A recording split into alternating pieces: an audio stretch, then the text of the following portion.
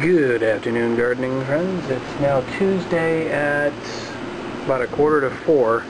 It's still hot, and there's been a couple little developments, so let me cover those. Number one, we've got the pepper plants here, which are still being eaten by something, but I think I've come up with an idea. Number two, I just wanted to show you the cucumber. I've gone ahead and pulled the peat pot out of there, and it's still relatively intact. It didn't dissolve despite everything they say, and looking at the root system after I pulled it out, it looked to me like the roots never really made it past the original area of the pot. Not to mention, let me see if I can get you a little closer. I hope this is coming through. I'm hoping you can see that the hole that I pulled it out of has really a barrier from soft soil and the peat pot to a harder layer, which is the soil around it. So it seems like the roots would have had trouble penetrating through anyway. Now, if from a young plant I'd put it in without the peat pot, I wonder whether it would have made it to that soil. But it's kind of like what happened is with the peat pot and pouring water in, and I did water on outside the pot and in the area of the pot. Of course, it's planted in the ground, so I'm saying that watering inside the circle and outside the circle. I'm wondering if what happened is that the pot created sort of an air gap, and that allowed the soil to develop a crust, and so the roots could never quite make it in there. That's not a good thing. It'd be the same thing as just putting something in a regular clay pot and sticking that in the soil. It doesn't really get you any benefit except maybe the hole in the bottom of the clay pot. I think I did rip the bottom off of this peat pot before I put it in, just to give it a chance, but the roots never really made it down. So at this point I think I'm going to give up on cucumbers for this year, and we'll see. Maybe we'll revisit it next year. We'll see what plans give us on that. But I'm really not a fan of peat pots. They just don't seem to be working. So I'll have to put something else in here, and I have to figure out what I'm going to do. Now let's get back to that pepper plant and the idea I came up with. Okay, the one thing I noticed about the pepper plants was actually not the plants themselves, but what's around them. The whole point of this garden design this year was to have a ring around the outside of the garden with flowers that would repel the bad insects and attract the good ones. Well, a lot of the flowers have died off, and I think they died off quicker than I had realized. So there's a lot of marigold there that is just dead. I've got, I think, 2 good marigold plants left in the entire outer ring. And around here there are no marigolds to actually stave off the bad insects. So I came up with an idea.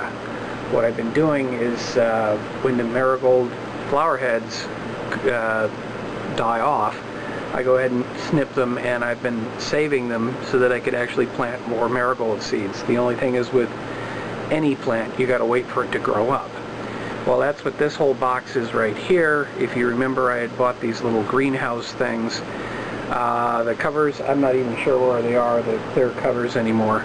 But what I did was I took entire heads of marigold and planted them in each and every one of the little spots here. So this is a 12-pack, and I have another 12-pack. That's basically the way I'm going to see these, is 12 packs.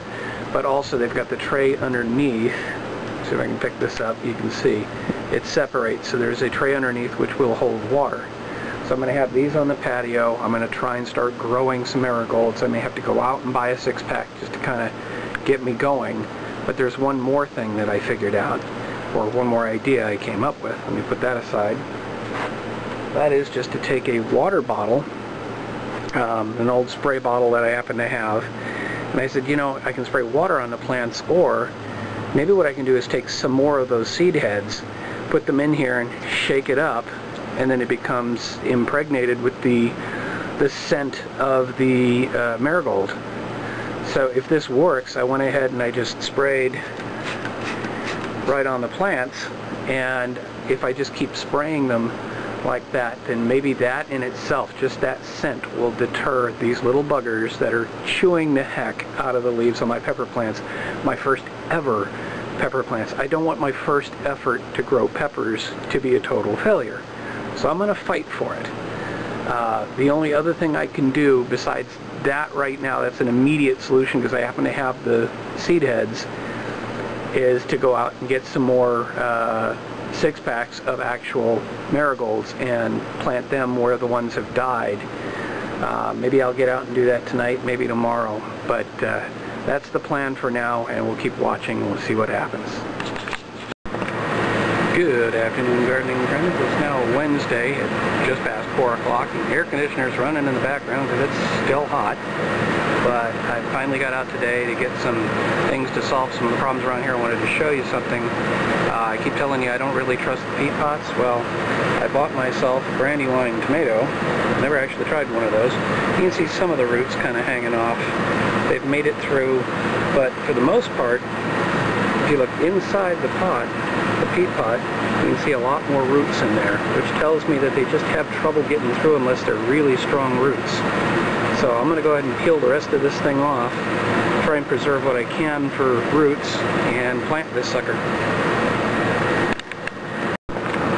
Alright folks, there you go. We have one planted pink brandywine. I'm looking forward to the fruit it produces. Now on to the next task.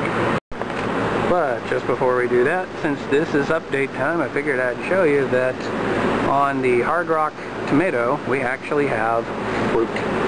Good news.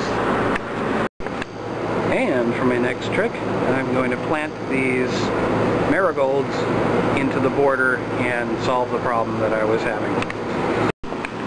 I've always wanted to do this. So now the outer ring is going to go from this to that. Okay, all cliches aside, I've now planted 2 6-packs or 12 marigold flowers around the ring around the patio to help and stave off or fend off against the bugs that were attacking. I've still got the marigold spray. I'm still going to kind of play with that and see if it harms the plants or actually helps. But at least I got the marigold population back up and running. So that's it for today's update. Good morning, gardening friends. It's now Friday at about 10 a.m. and I got a couple of quick updates for you. I did a little bit more research and, well, let me tell you what I found. For some of you this may seem rather elementary, simple, obvious. Oh, there's another leaf. But, you know, I've seen this a few times that you can actually just put a dish with some beer, and if you've got slugs, then they'll actually have to crawl through it. Well, I kind of put it right in the middle of all the plants. I can actually kind of smell it still, even though I put it out last night. And I don't see any sign of slugs. I think I'll leave it there for a full 24 hours if it doesn't all evaporate on me, and we'll see what we get from that. Meanwhile, this is what the leaves are looking like, and I figure maybe I need to shoot a picture each day just so I can kind of track it. Oh my, did I just spot the problem?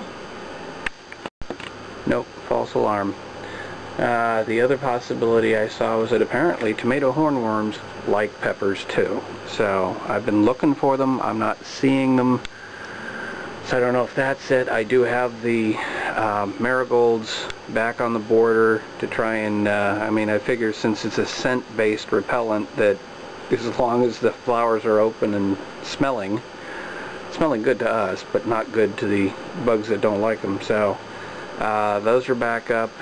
Maybe these are just all the existing holes. Maybe it's not getting worse, but it's kind of hard to tell. So I'm going to keep looking for some kind of bug, see if I can figure out what it is, and I'll keep you up to date. Good morning, gardening friends. It's now Saturday, a little before 11 a.m. I figured I'd pick up where I left off. It looks like no slugs in the little dish of beer that I was trying, and so I don't think it's slugs that are causing the problem. And I'm recording the leaves to see what they look like. So I think what I'm going to do is probably this coming week I'll just keep tracking what the leaves look like, either photo or video, and we'll see if it gets any worse. Actually, I can see a little spot right up here that looks like it might be new damage, so that's disappointing. I'll look for the hornworms again and we'll see what we can find. But let's take a look around at There's not much else to update you on because I've been keeping you pretty much up to date. But let's take a look. Well, I'm not sure what's happening here, but the strawberries seem to be affected by something. There is some fresh growth on some of the plants, so maybe I'll snip off the dead-looking leaves. Been trying to make sure it has enough water. I don't know if it's a fertilizer problem, a bug problem. I'm not seeing any bugs, but we'll do a little more inspection, try and figure out what's going on. Maybe cutting it back is the smart thing, just to give it some, put the energy into the newer leaves. So that's the strawberries. Well, I've given all of the tomatoes a pretty good once-over. I don't see any sign of an actual hornworm, or I don't see the actual worm, but I am still seeing droppings of some sort. So I'm still kind of trying to figure out, especially on the patio tomato, what that is that's causing it. But I'm going to give it another blast with the marigold juice, and we'll see what happens with that. And with that, I think we'll wrap up for the week. This is the Budget Gardener signing off and saying, may your thumb be green.